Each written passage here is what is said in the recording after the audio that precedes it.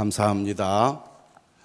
오늘 금요일 저녁에 나오신 여러분들을 진심으로 환영하고 축복합니다. 은혜로운 찬양 인도해 주셔서 감사드리고 또 우리 오셀 특송해 주셔서 감사드립니다. 한 주간도 여러분들 고생 많으셨습니다. 오늘 특별히 금요 기도에 나오신 여러분들 진심으로 축복하고 또 오늘 밤에 우리가 함께 기도할 때 우리의 기도에 함께 해주시고 은혜 주실 줄로 믿습니다. 영상으로 참여하는 우리 성도들에게도 하나님의 성령이 우리 성도들 가정에 함께 하시기를 바랍니다. 자, 우리 다 같이 하나님의 말씀 함께 봉독하겠습니다. 잠언 20장입니다. 잠언 20장 1절 말씀을 함께 봉독을 하겠습니다. 잠언 20장 1절 말씀입니다.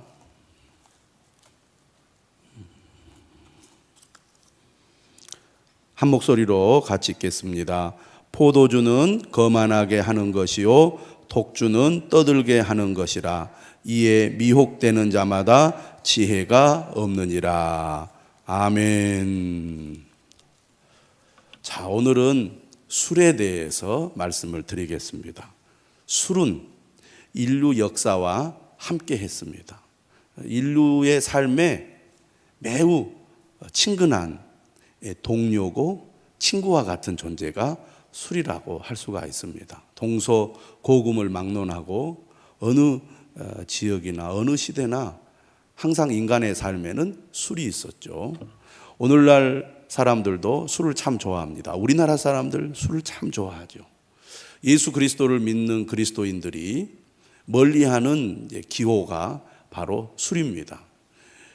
믿음 생활을 하고 은혜를 받으면 자연스럽게 술을 멀리하게 되는데 또 우리의 일상의 삶은 술이 늘 우리 가까이에 있거든요. 직장 생활을 하고 또 믿지 않는 사람들과 또 동료의 관계를 맺고 교제를 하다 보면 빠질 수 없는 것이 술입니다.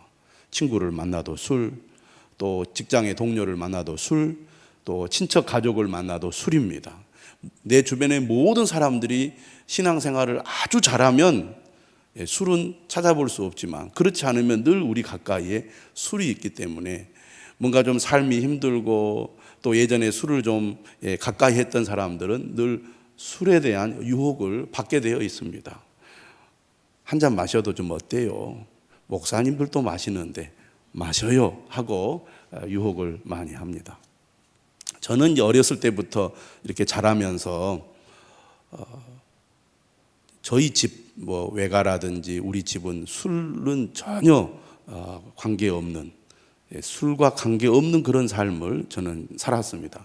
그런데 이제 명절이 되거나 제사가 있어서 작은 집에만 가도 항상 술이 있어요.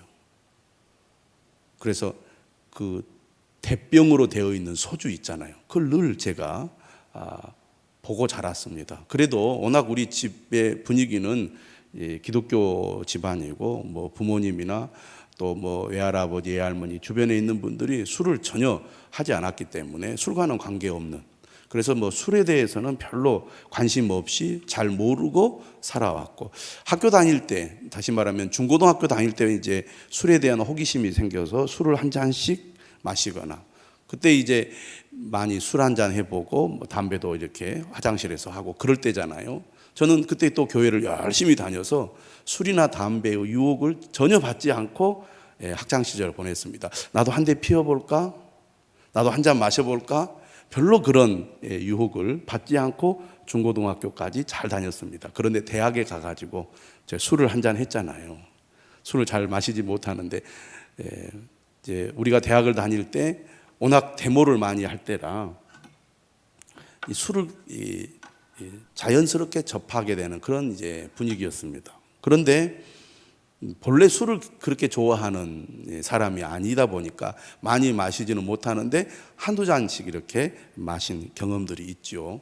그러다가 이제 제가 이제 본격적으로 목회를 하게 되고 내가 하나님의 은혜를 따라서 열심히 신앙생활도 하고 목회도 해야 되겠다라고 결단한 후로부터 이제 술을 전혀 입에도 대지 않는, 그전에는 이제 예를 들어서 학교 다닐 때는 맥주도 한 잔씩 해보고 그런 경험이 있지만 그 후로부터는 전혀 내가 술을 가까이 하지 말아야 되겠다라고 결심한 이후로는 전혀 이렇게 술이 막 땡긴다거나 술을 마시고 싶다거나 누가 술을 먹자고 하면 나도 한 잔 마셔볼까 그렇게 갈등해 본 적은 없습니다. 뭐 우리가 살아가면서 유혹을 받게 되는 일들이 많이 있지만 술이나 뭐 담배 이런 쪽에서는 전혀 제가 뭐 갈등하거나 유혹을 받거나 그런 어려움 없이 지금까지 살아왔습니다.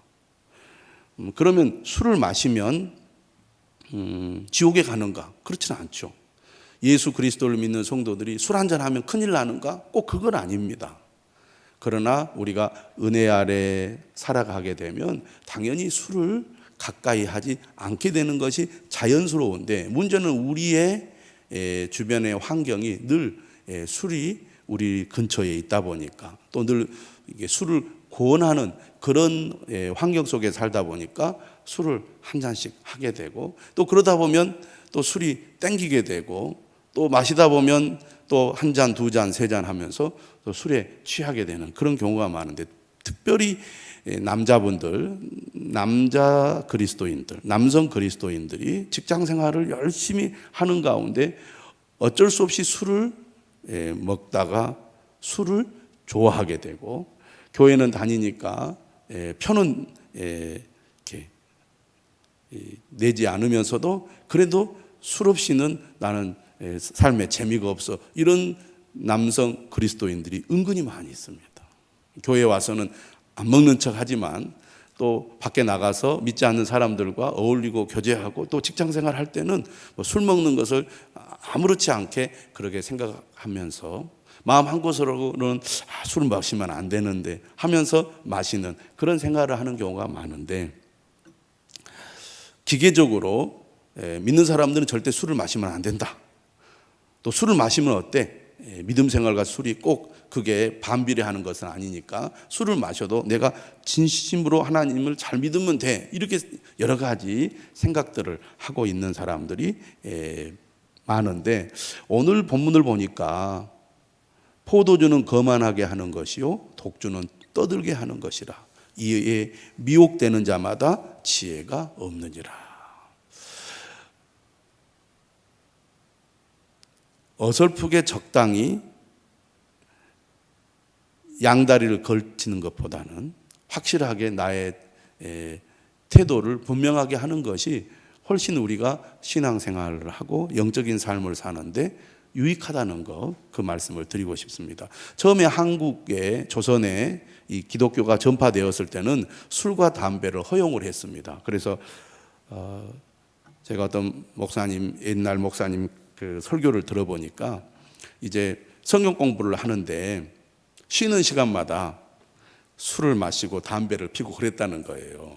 이게 선교사들이 이제 성경 공부를 가르치잖아요. 뭐 집회를 하고.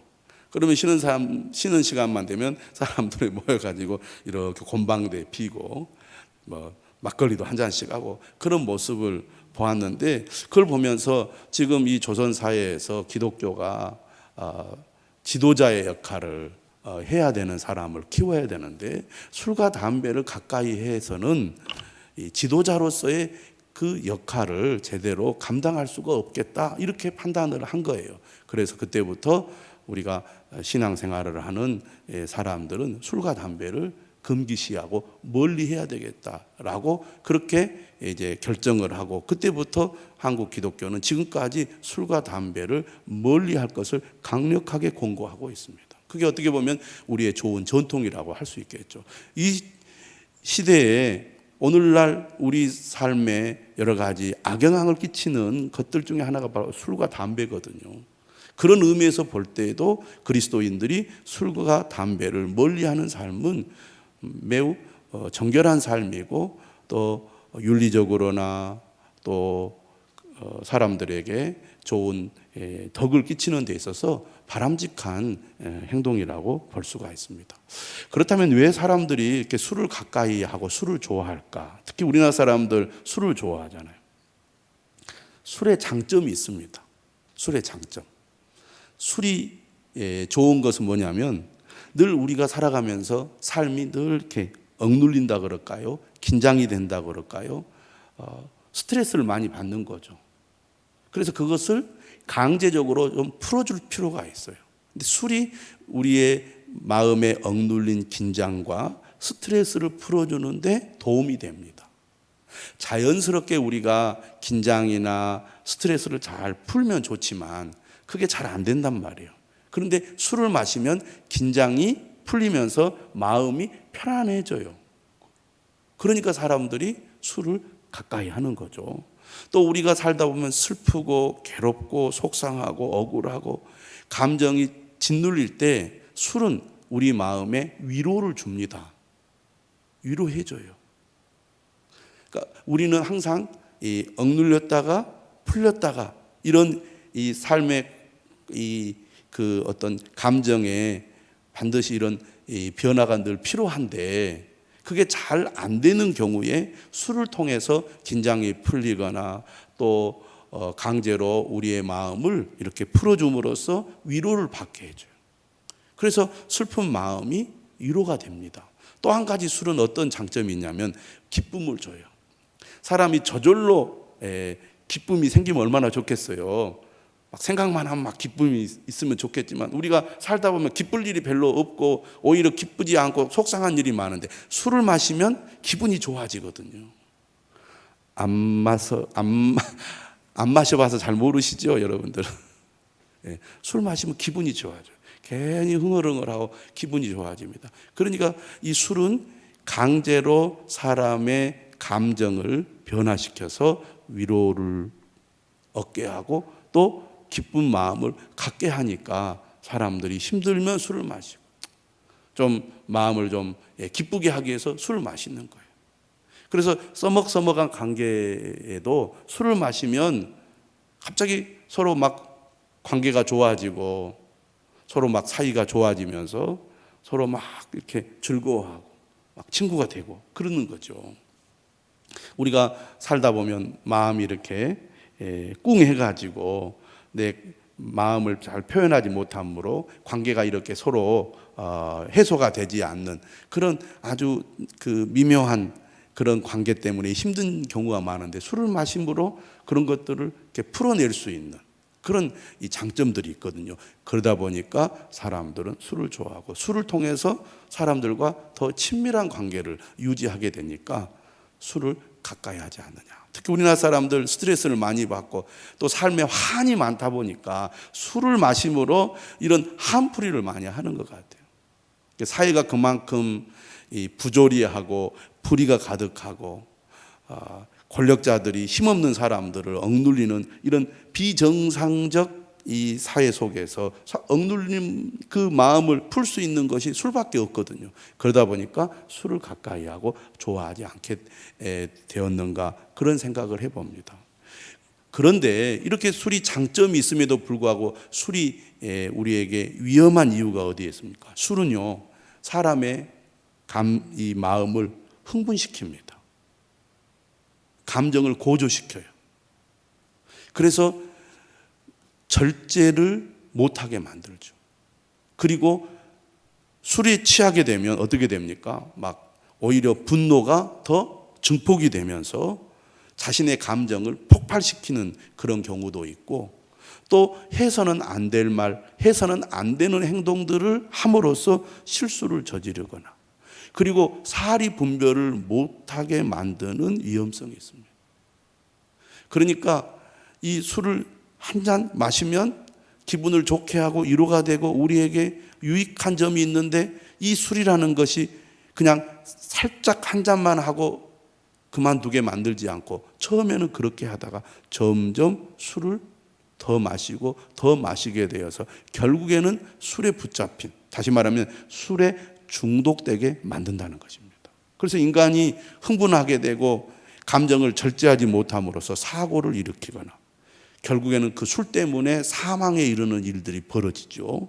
또 분노를 조절하지 못하고 분노를 다스리지 못함으로 사람과 심하게 다툼을 벌이고 결국에는 사람을 죽이게 됩니다. 왜냐하면 이성의 이 건전한 이 판단력이 사라져 버려요. 술을 마시게 되면.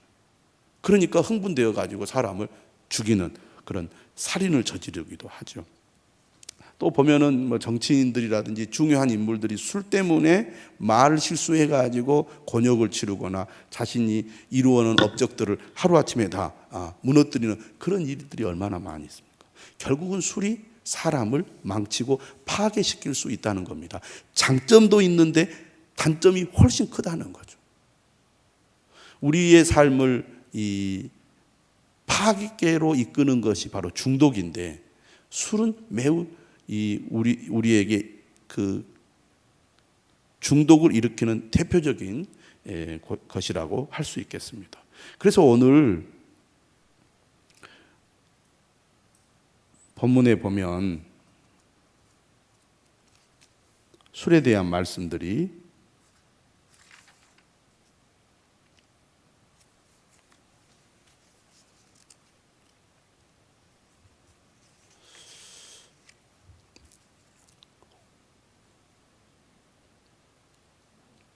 23장을 한번 보시기 바랍니다.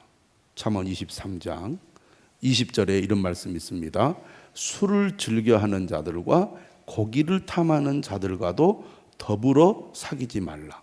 술 취하고 음식을 탐하는 자는 가난하여질 것이요 잠자기를 즐겨하는 자는 헤어진 옷을 입을 것이니라.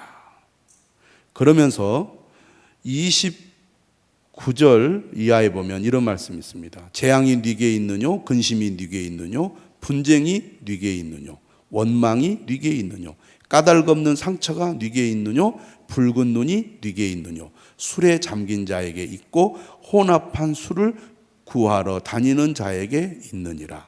포도주는 붉고 잔에서 번쩍이며 순하게 내려가나니 너는 그것을 보지도 말지어다. 그것이 마침내 뱀같이 물 것이요 독사같이 쏠 것이며 또 내 눈에는 괴이한 것이 보일 것이요 내 마음은 구부러진 말을 할 것이며 너는 바다 가운데 누운 자 같을 것이요 돛대위에 누운 자 같을 것이며 네가 스스로 말하기를 사람이 나를 때려도 나는 아프지 아니하고 나를 상하게 하여도 내게 감각이 없도다. 내가 언제나 깰까 다시 술을 찾겠다 하리라.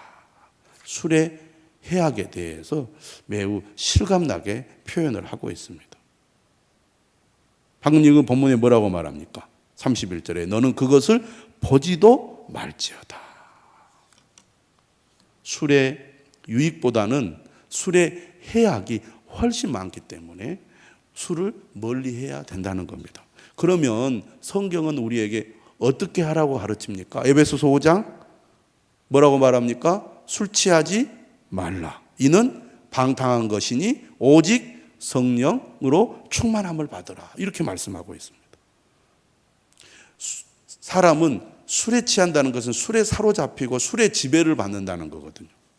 그런데 그리스도인들은 술의 지배를 받는 사람이 아니라 반대로 성령 하나님, 우리와 함께 계시는 성령 하나님께 사로잡혀 성령의 지배를 받는 사람이 되어야 한다는 겁니다. 그래서 성령으로 충만함을 받으라고 명령하고 있습니다. 성령님은 어떤 분이십니까? 술과 비슷한 측면이 있어요. 성령님은 우리에게 기쁨을 줘요. 성령의 지배를 받을수록, 성령으로 충만할수록 마음에 기쁨이 있습니다. 예수 그리스도를 믿고 은혜 받은 사람의 마음은 어떤가? 기쁨과 평안이 있어요. 예수 믿으면 기뻐요. 마음이 평안해져요. 또 성령님은 어떤 분이냐? 우리를 위로해 주세요. 때로는 우리가 힘들고 어렵고 답답하고 고통스러울 때 우리가 성령님을 의지하면 우리 안에 계신 성령님이 우리의 마음을 위로해 주십니다. 찬양할 때 위로를 받고, 기도할 때 위로를 받고, 말씀을 들을 때 위로를 받습니다. 누가 우리에게 위로해 주십니까? 우리 안에 계신 성령님이 우리를 위로해 주세요. 또 성령님은 우리에게 지혜를 주십니다. 아까 말했죠. 술은 우리의 마음을 흥분시키고 기분 좋게 할지는 몰라도 술을 먹게 되면 결국 우리가 분별력을 잃게 되고요, 절제력을 잃게 되어서 해서는 안 되는 위험한 행동으로 나아가게 만듭니다. 그런데 오히려 성령에 충만하면요, 분별력이 생깁니다. 성령으로 충만해지면 오히려 우리가 어떻게 되냐면 지혜를 얻게 돼요. 지혜를 얻게 돼요. 또 성령은 우리에게 무엇을 주십니까? 능력을 주세요. 우리가 할 수 없는 것들을 할 수 있는 사람이 되게 해 주시는 분이십니다. 그러므로 우리 모두 성령 충만을 구해야 됩니다. 성령의 다스림, 성령의 지배를 받게 되면 우리가 어떻게 됩니까? 더 이상 술을 가까이 하지 않게 된다는 겁니다. 술의 유혹에 흔들리지 않게 된다는 거예요. 오히려 성령 충만한 삶이 술을 즐겨 마실 때와는 비교할 수 없는 기쁨과 평안, 또 자유와 위로를 얻게 되는 것입니다. 그러면 우리가 어떻게 성령 충만함을 얻습니까? 첫 번째는요, 말씀이에요. 하나님의 말씀이 내 안에 충만할 때 내가 성령 충만해지는 거예요. 그래서 우리가 늘 말씀을 가까이 해야 됩니다. 말씀을 읽고 말씀을 듣고 말씀으로 우리의 마음을 채울 때 성령께서 그 말씀을 통하여 우리의 마음을 다스려 주시고, 그러면 우리가 그 성령이 주시는 은혜를 누리게 됩니다. 두 번째는 뭡니까? 바로 기도예요. 늘 성령을 구해야 됩니다. 주님, 오늘도 내게 성령을 부어 주옵소서. 성령님, 오늘도 나를 다스려 주시옵소서. 성령님, 오늘 내게 지혜를 주시옵소서. 내가 어떻게 해야 됩니까? 무엇을 해야 됩니까? 주여, 나에게 지혜를 주시고 능력을 주시옵소서. 여러분, 우리가 살아가면서 우리의 한계, 우리의 연약함을 느낄 때가 얼마나 많이 있습니까? 그런데 우리가 늘 겸손한 마음으로 주님을 구하고 주님을 찾으면 우리 안에 계신 성령님께서 지혜를 주시고 또 길을 열어주셔서 능히 우리 앞에 놓여있는 삶의 문제들을 감당해 갈 수 있도록 인도해 주시거든요. 오늘 밤 주의 전에 나오신 우리 모든 분들이 다 성령으로 충만하시기를 바랍니다. 예수 그리스도를 믿으면 우리 안에 성령님이 계십니다. 그런데 성령 충만은 저절로 이루어지지 않습니다. 그렇기 때문에 성경은 우리에게 성령으로 충만함을 받으라고 명령하고 있습니다. 이 성령으로 충만함을 받으라는 것은 현재형입니다. 항상 우리가 구해야 되는 겁니다. 어제 성령 충만했다고 오늘 자동적으로 성령 충만한 거 아닙니다. 우리가 날마다 성령님을 구할 때 성령께서 우리를 다스리고 성령으로 충만해지게 될 것입니다. 내가 성령 충만하다는 것을 어떻게 우리가 알 수 있느냐? 무슨 감정이 고조되는 것으로 내가 성령 충만을 내가 확인할 수 있는 것이 아닙니다. 성령 충만은 오직 예수 그리스도 그분만으로 내가 기뻐하고 감사할 수 있는 그런 마음이 생기는 겁니다. 예수님이 가장 좋아요. 예수님이 나의 주님이세요. 나는 오직 예수님만 바라보고 살겠어요. 예수님을 위해서 살겠습니다라는 마음이 들 때 성령 충만한 겁니다.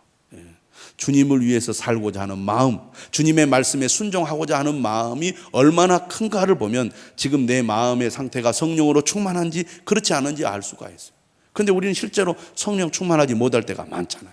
그러니까 성령을 구해야 되는 겁니다. 주님, 나를 다스려 주시옵소서. 성령님, 나를 오늘도 충만하게 해주십시오. 겸손한 마음으로 구하십시오. 주님, 내가 어떻게 해야 될까요? 내게 지혜를 주시옵소서. 주님께서 우리와 함께 하시고 도와주실 줄로 믿습니다. 이 밤에 우리 다 같이